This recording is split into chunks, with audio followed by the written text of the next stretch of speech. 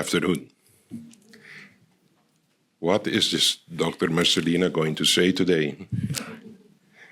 Although the protocol has been established, because it's my first speech, I think it's worth it for me to give respect to protocol, and I'm going to start by welcoming the Excellency, his Governor, Mr. Adjamo Bailey.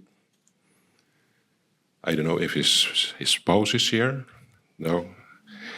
President of Parliament, Mrs. Sarah Wiskott-Williams. The members of Parliament here present. The newly sworn-in ministers of this new government. Members of the High Councils of State, members of the independent advisory organizations, the immediate past ministers that also did what they had to do,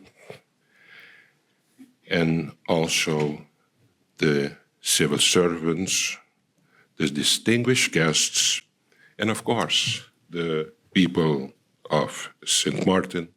I wish you all a great welcome on this special day.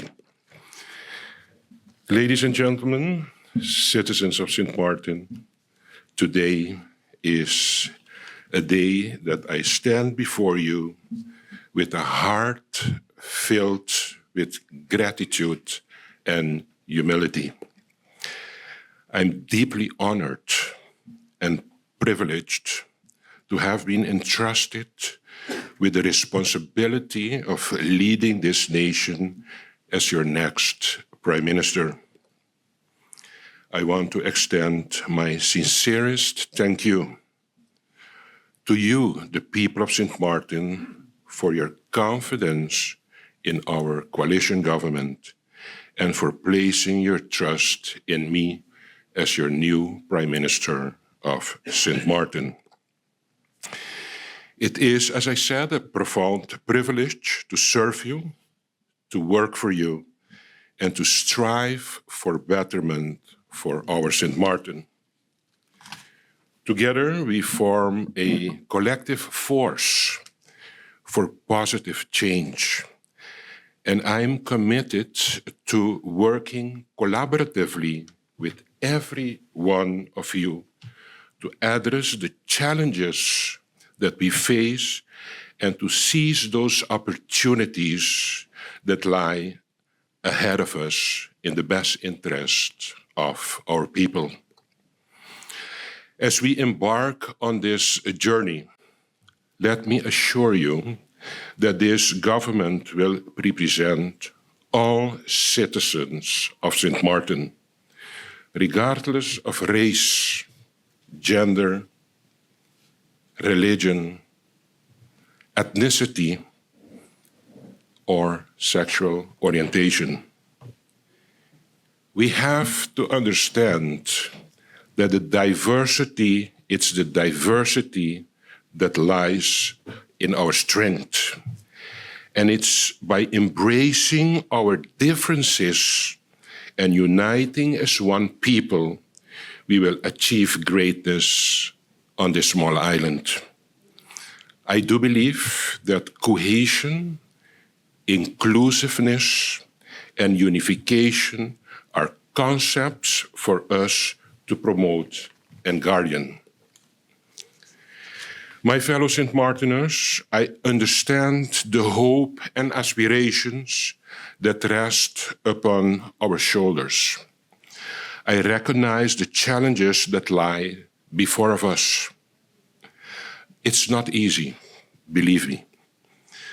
But I also see the immense potentials and opportunities that resides within our nation. Together, we have the power to shape our destiny, to build a future that is prosperous, just, and inclusive for all. Let's get more practical. I do believe that this government should focus on the following. First of all, we will have to work on the development of a financial sustainable system to cover the cost of our healthcare of our country. At this particular moment, we are overusing between the 30 to 35 million Antillian guilders to cover costs in the healthcare of St. Martin. I spoke with the SZV and they informed me that if we continue overspending over our yearly budget, the amounts between 30 to 35 million, we will have in 6 to 7 years from now an implosion, a collapse of our social insurance bank. So we will have to get serious with shaping of a sustainable financial system for our country. We will have also to enhance regional cooperation in the area of economic development, education, healthcare, and climate change, as even the governor stated in his speech this morning.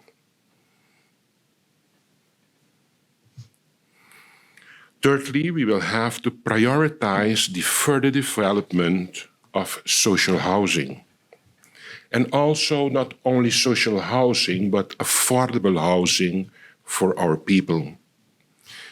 I don't know if you know, but at this particular moment, we have approximately 4,000 families, not individuals, but families that do not have a decent housing above their head. I do believe that we have a responsibility for those in need of housing. The waiting list is too long. Fourthly, we will have to combat poverty in this country.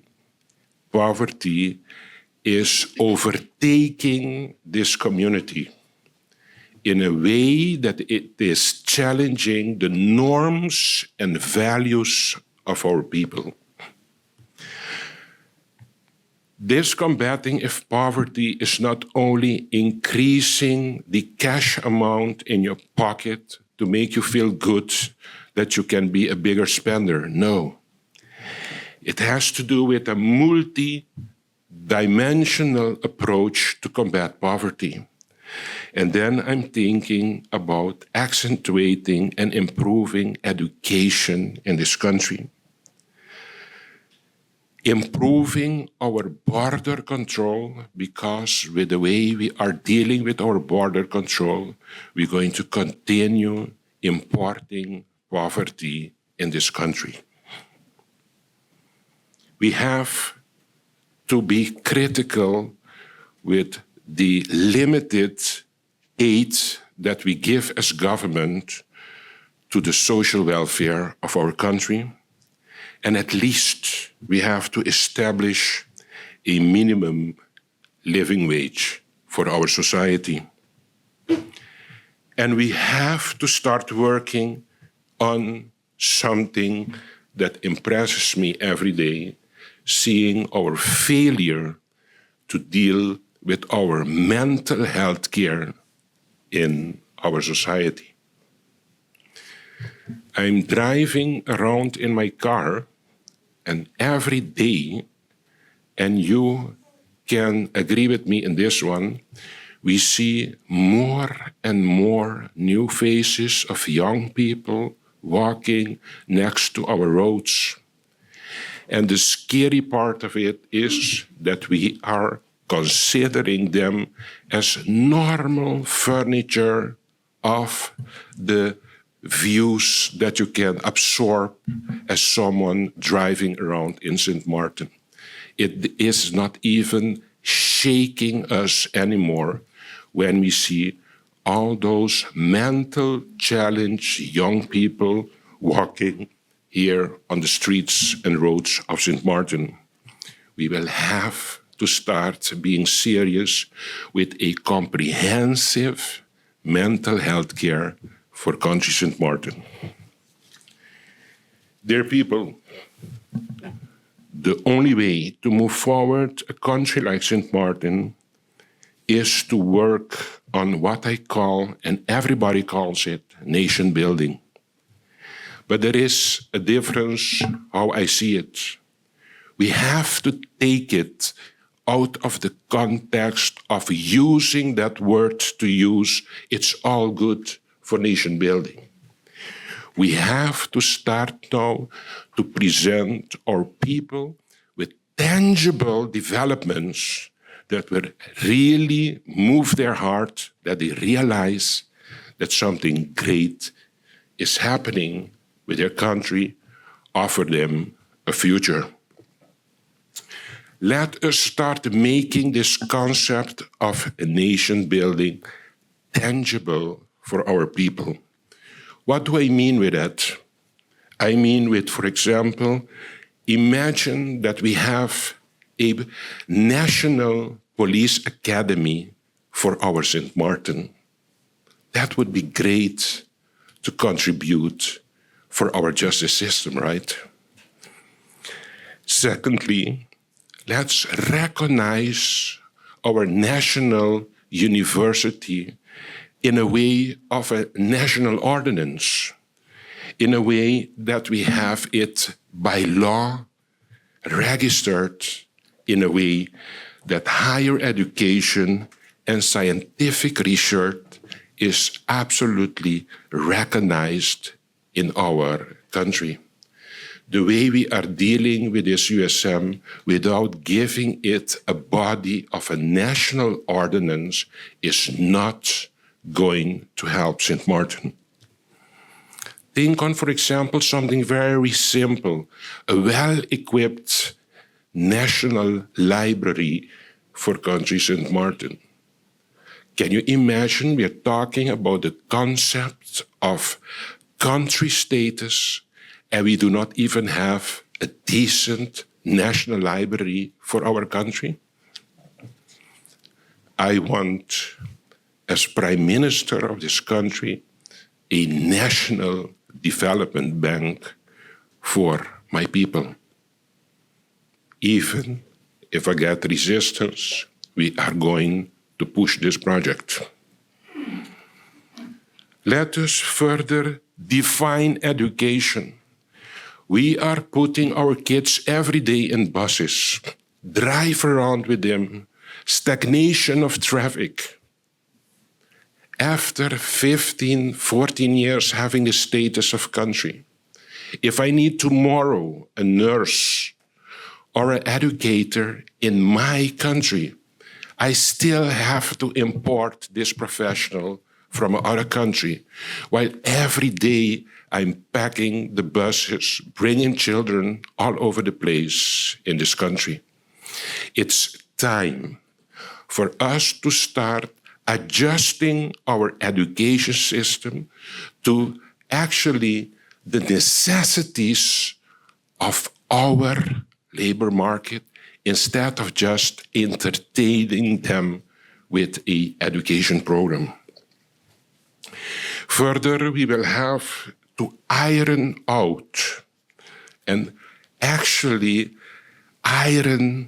prepare the road for us to finalize the construction of this much spoken about General Hospital for country St. Martin. These examples, if we can present it to our people that they can see it, they can put their hand in it, I think this is going to create what we call co-ownership of citizens being proud that they are owner of a general hospital, of a library, of a police academy, of a national development bank, etc. I have, though, a question because I'm very sensitive for nation building. The question is, it's not criticizing what we are doing, but there is nothing wrong to look in the mirror and ask yourself if what we are doing is the correct thing to get our country where we want our country to be. The question that I have is if the current framework, which is being used for the advancement of nation building, as for example, the 4-country consultation on justice level, on education level, healthcare, the Dutch Caribbean Hospital Association, trying to develop a URSM by looking constantly what Curaçao and Aruba is doing, instead of asking ourselves the question, what are the necessities custom-made for the people of our country? I'm not against Vierlanden-overleg, 4-country consultation. I'm just trying to make people critical to look what they're doing every day and asking themselves critically if that is going to bring us where we want to be with this country.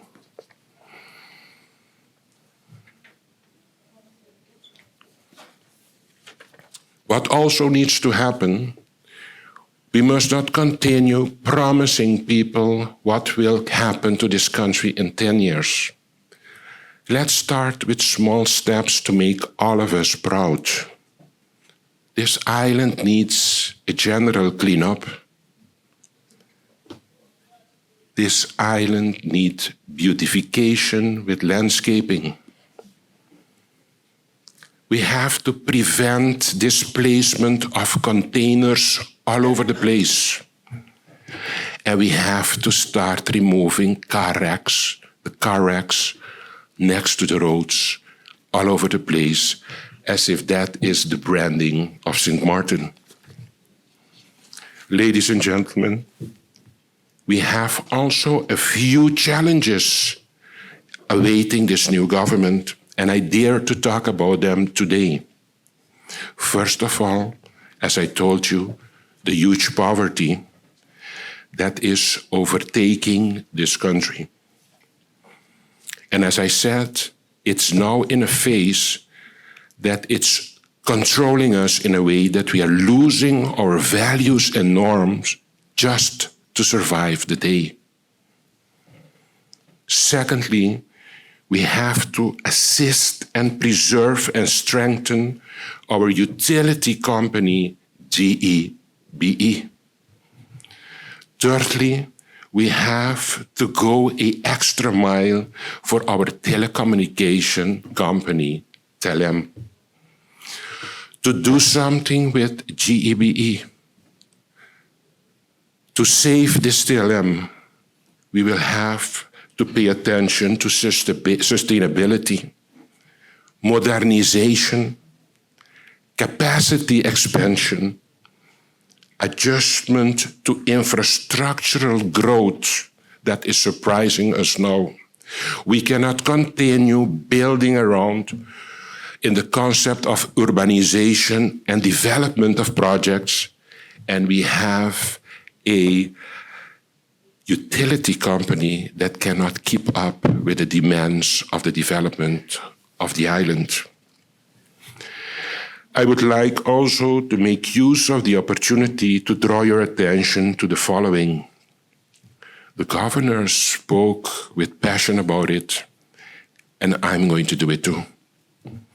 In the past 14 years, we have always had challenges with the formation process of new governments. And you know why? Because of the fact that the entire screening process for candidate ministers was not transparent and evident enough. The unwritten constitutional norm has been too loosely used in the past 14 years. We have to acknowledge that. There are a lot of discussions about the legal basis used for certain elements of the screening of candidate ministers. I want you all not to forget this. Don't forget, at the end of the day, the formation of a government of St. Martin is an autonomous right of our country, expressed via the democratic will of our people. People can say whatever they want. It's our autonomous right to form our own government. It is time for a national ordinance for the screening of candidate ministers, and I commit with my government to present this draft law. And just to break the seriousness of what I'm telling you guys here, by the way, we have the impression that it took forever to form this government. I'm going to tell you today, it's not true. In 2020, from the day of election, the 9th of January 2020, till the installment of a government, the 28th of March, it took the system 79 days to form a government. Don't forget, 79. In 2024, me being a formateur, we had our election the 11th of January, and the establishment of this government is the 3rd of May. From the 11th to today is 113 days. But we used 17 days for the informateurs phase that 2020 did not have. So let's start deducting from the 113 days that we took. We're going to deduct the 17 days, and we will come to the conclusion that we took 97 days. So if we deduct now this 97 days, we deduct the 79 days from the government of 2020. From the 96 days of today, we will end up using 17 days more to form a government. I challenge you to take a calendar and start counting the days again. It only took this formateur 17 days more than the prior government, by the way. On another note, we have, and if we like it or not, we are part of a kingdom. Let's use it in our benefit. We have to improve the working relationship between the Netherlands and St. Martin. We have to work on our democratic deficit in a way that is going to help the progress of our country. We also have to discuss with the Netherlands the handicapping national debt of this country. Whatever we think about to increase revenues in this country, in the budget you see, it's going to pay back the enormous amount of debt that St. Martin has. The debt that I'm talking today that St. Martin has, my grandchildren will continue paying the figures that I'm going to mention you today. And I have the illusion that I'm going to improve my country, realizing that my grandchildren will stay pay the debt that I'm talking today out of. We will have to get serious with the kingdom government and explain them that it's not easy to govern an island that is surrounded by the sea. It's a very expensive household. And of course, every time again, we will have to think on a sustainable development for our country. Ladies and gentlemen, let us recapture the spirit of optimism and determination that has always defined the people of St. Martin.